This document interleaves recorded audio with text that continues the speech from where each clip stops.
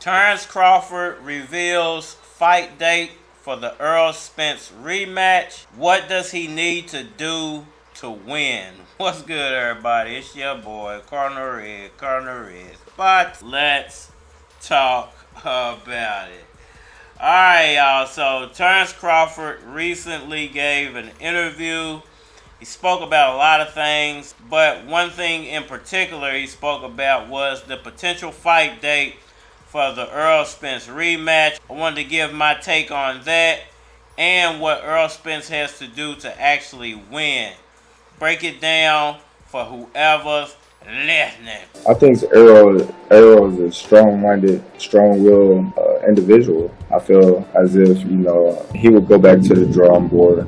Alright, y'all. So, Terence Crawford basically said that he feels like the potential rematch for the Errol Spence fight, which happened a week ago today, will most likely take place in November or early December of 2023. He played a big part in this fight happening because he stood on what he wanted to accomplish. There was things that he felt as if I was getting over with, but he still let it go because we need to fight. And he also said he feels like Errol Spence has to fix a few things in his training and in the way he fights to actually win the fight. And I wanted to give my 2 cents on what he actually said about what Errol should fix to win the fight. Alright, so speaking about the fight date, the potential dates for this fight to take place have been thrown out there as late November and early December of 2023.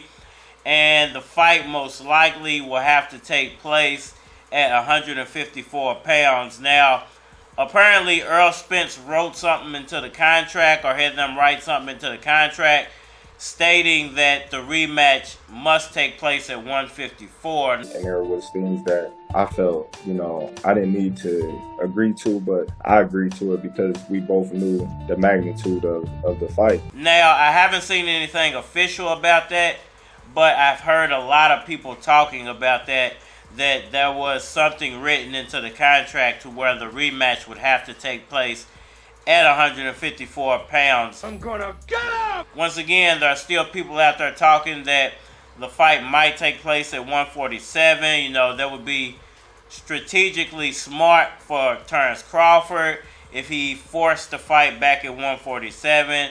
That would force Spence to have to weight drain himself once again to try to make weight, and would give Terence Crawford a better shot of winning. Your mama still working in them $10 houses? Not to say that's why he won the first fight, but we all noticed that there was something going on with Errol Spence during the first fight, and most likely it was the weight. And them niggas interrupted the best role I ever had. So, if they do have it at 147, I think it would depend. I think Errol still has a shot of winning. Dumb, old-fashioned, and out of style, but colorful.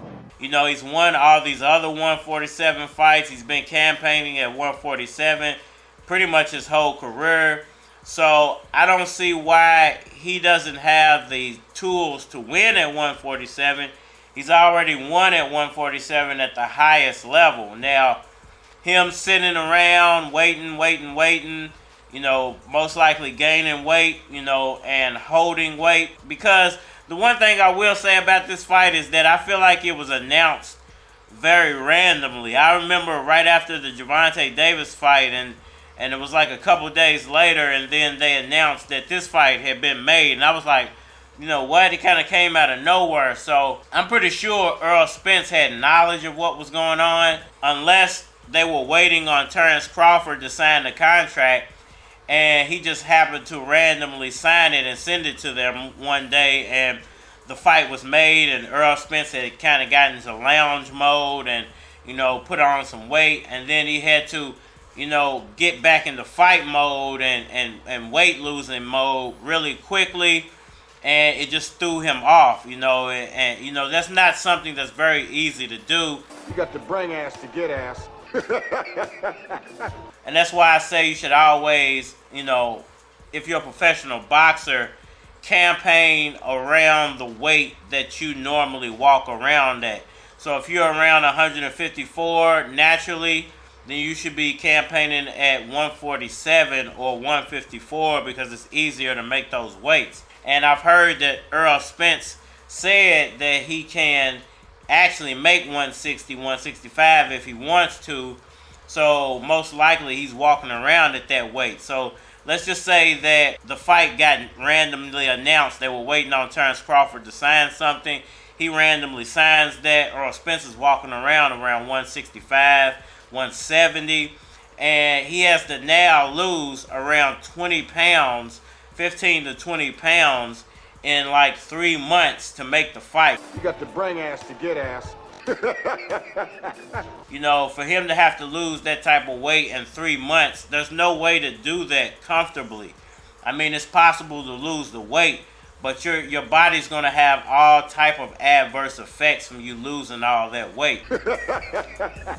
To me, I think, it was the weight that threw Errol Spence off. So even if they do it back at 147, I think that the second time around, you're going to see a totally different Errol Spence. Watch your mouth, son. Because his body would have had time to adapt back to the 147 weight or 154 that he'll be walking around at for the next few months to make 147. Him trying to come down from 165 or 170 is extremely dangerous for his body. Just imagine that. To go from 165, 170 all the way down to 147 in less than a year is absolutely insane. In fact, I brought you a message from the boys in Kentucky and Alabama. They say you run this town like a sissy, and they think you ought to consider retiring. But I'm almost 100% sure that's what Errol Spence had to do, and that would have been a great strategy on Terence Crawford's accord if he knew that.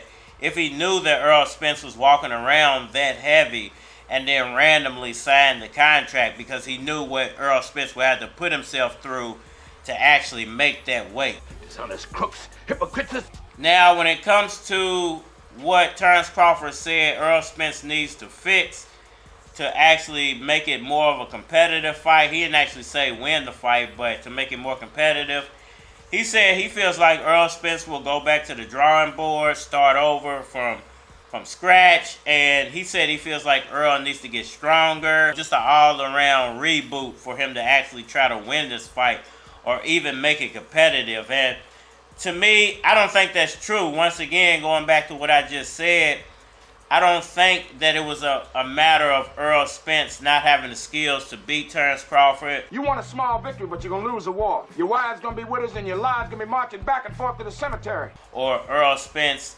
lacking something, or Errol Spence being injured. I think it was simply the weight. I think Errol Spence in the mode of, I don't think this fight is going to happen, and most likely I'll be moving up, so I might as well start training my body for the heavier weight. And once again, I think that maybe some intel got leaked to Terence Crawford that that's what was going on, and that would be the perfect time for him to strike and get Errol Spence while he's in a disadvantage. Because once again, if Errol Spence was preparing to move up or preparing to fight Canelo, and there was a contract out there and they're just waiting for Terence Crawford to sign it, of course Errol Spence is starting to bulk up. So if you have to slim back down after trying to bulk up, it's very dangerous for your body, and it leaves your body in a very vulnerable state.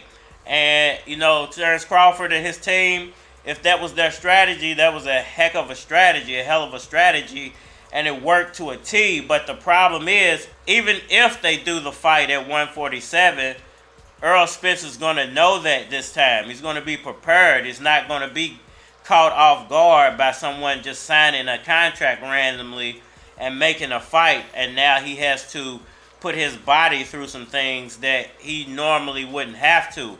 No, this time he's already down at 147, so he can go ahead and just get stronger for 147 again and fight a better fight that he's normally used to fighting at 147. So I think the rematch will look totally different even if it's at 147. Now if it's at 154, I think it bodes even better for Errol Spence because he had already started to bulk his body up for a higher weight. So I think it's going to be a better fight all around either way it goes, whether it's at 147 or whether it's at 154. Now I know Errol has already announced that he's moving to 154, but if he can only get the rematch at 147, now once again, I did hear through other channels and other boxing analysts that there's something in the contract to where the fight has to happen at 154. But once again, even if it happens at 147, Errol Spence is much, much, much more prepared for a 147 fight now than he was when he was sitting around waiting for Terence Crawford to sign the contract. Mississippi and Louisiana belong to me and my boys, and you be one dead sucker along with all the rest of these young college clowns if you try that expansion stuff on us. There's no need for two of us. I wouldn't like to see no violence. You ain't gonna have to. I'm gonna hit you so hard you won't see nothing, ever, sucker. Well, y'all let me know what y'all think about all that down in the comment section below. Hit the like button for me, share. Subscribe. Holler at me on all social media platforms, Facebook, Instagram, YouTube, Twitter.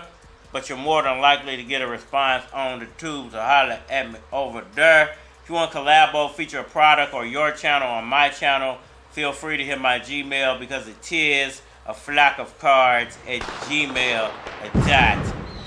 And we are mad. I got a plan, better yet a blueprint, 100,000 CDs trying to start a movement. Mama told me pray about it, you can do it. Daddy told me they won't give you shit, you gotta prove it. So I'm back with my true shit, me against you like a bat against a toothpick. But yet I'm still on my cool shit, calming niggas down when they wanna pop a few clips and leave your brains on your collarbone. Have your ass all gone like Carter Holmes. If you're feeling like I'm fly, you are not alone. But you a bitch, get your runway model on. I'm fly. You ain't never heard a track this clean. You ain't never heard a flow this mean. You ain't never seen a nigga this high. You ain't never seen a nigga this fly. Fly than a set of wings. I'm fly than you never seen. I'm fly than them other guys. I'm flyest motherfucker alive. Show a player love when I approach her. Bang on tracks, keep my mic in a holster. Your boy ain't missing, but his face on posters. A young fresh nigga, bad as fly as a vulture. I stay around dead guys, try and make my bread rise. Potent marijuana, give me red eyes. And I ain't lying, you can smell it on me. I ain't let the bouncer hit it, so he telling on me. Nigga, run along and tell your homies. I don't even know your homie, I can tell you phony. My guest list keeps some felons on it. It's like my lid got helicopter propellers on it. I'm fly. You ain't never heard a track this clean. You ain't never heard a flow this mean. You ain't never seen a nigga this high. You ain't never seen a nigga this fly than a set of